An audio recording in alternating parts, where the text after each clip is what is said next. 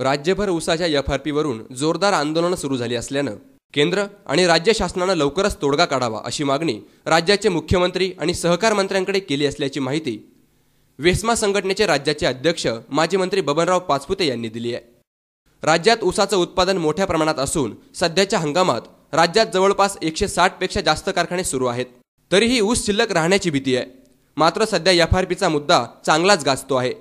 याविषयी मुख्यमंत्री, सहकार मंत्री आणि प्रदेशाध्यक्षांची चर्चा झाली असून लवकरच तोडगा निघेल असं मत माजी मंत्री बबनराव पाचपुते यांनी पत्रकार परिषदेत व्यक्त केलं। मध्ये एका प्रश्नाची खूप चर्चा चालली ते म्हणजे एफआरपी आणि त्या संदर्भात रंगनाथन समिती होती आणि त्यांनी काही साखर धंद्याच्या विषयी काही सूचना केल्या। त्यामध्ये कायमस्वरूपीच्या भावाच्या संदर्भात कमीत कमी भाव म्हणजे एफआरपी हे देण्याची आवश्यकता आणि ती दिलीच पाहिजे। साखर कारखान्याची रिकव्हरीच्या ह्याच्यावरती खर्चावरती ती एफआरपी निघते। यावर्षी ऊस जास्त आहे आणि साखरेचे भाव कमी होत चाललेत। 26, 27 आणि आता 24 आणि 24.5 रुपये भाव आहे। त्यामुळे कोणताही कारखाना एफआरपी देऊ शकत नाही परिस्थिती आहे आणि मग अशा वेळेस आंदोलनाचा जोर उठलेला आहे। शेतकऱ्यांची मागणी आहे, ऊस जास्त आहेत, कारखाने चालले पाहिजे।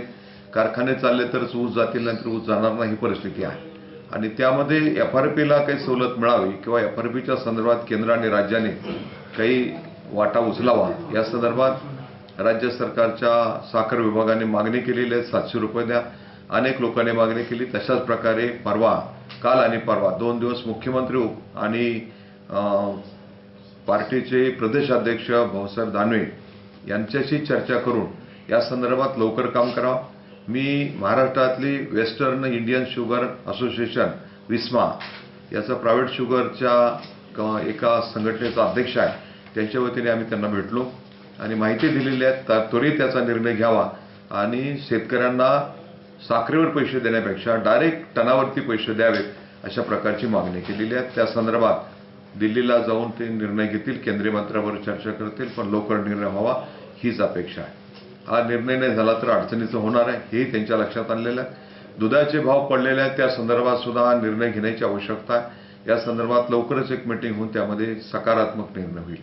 महाराष्ट्रामध्ये चाललेला हा साखरेच्या भावाच्या संदर्भात जी अडचण आहे, आपण रोज पेपरला वाचतोय काही कारखान्याला नोटीस दिलेली आहे आणि तुम्ही एफआरपी 15 दिवसात दिली नाही तर कायदाच आहे त्यामुळे द्यावा लागेल, पण देता येत नाही ही सुद्धा वस्तुस्थिती आहे। या संदर्भात काही लोक आतिथेय भूमिका घ्यायला लागलेले आहेत, त्यांनी सुद्धा हा प्रश्न समजून घ्यावा आणि यातून सरळ मार्ग निघावा ही अपेक्षा आहे। मुख्यमंत्री यांनी त्वरेने मुख्यमंत्री सहकार मंत्र्यांनी यांनी त्वरित मार्ग काढावा ही आमची पक्षाच्या वतीने आणि लोकांच्या वतीने, कारखानदाराच्या वतीने, विस्माच्या वतीने विनंती आहे।